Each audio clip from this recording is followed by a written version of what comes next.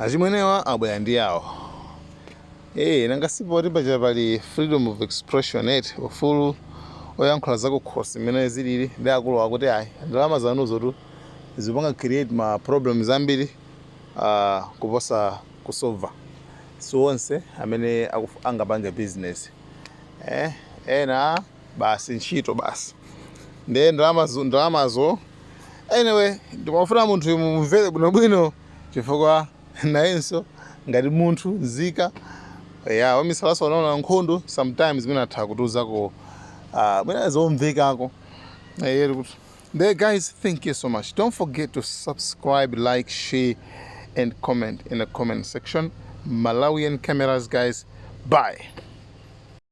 Kaja kuti ndrama salioyenera kumagawa kumagairana kodi ndangati alandira ndramazo bwanji ndrama zimene zozo kuti kwefulira mitengo ya katundu even kwadi maki mafuta chani kuti tonse tititani tichibalance lero ndrama zija anthu ayamba kuphana nazo kumakangana iyayi dzina linalilanga iyayi kodi ndrama dzayenda bwanji.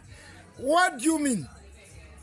Inu anthu amene munapita ku skulu ndi zisiro mukuganiza mopepera ndrama mukazati dziko lonse la Malawi mungakwanisa kutikera ndrama tatukula pakhomo apa ndamwani nyasa kwambiri.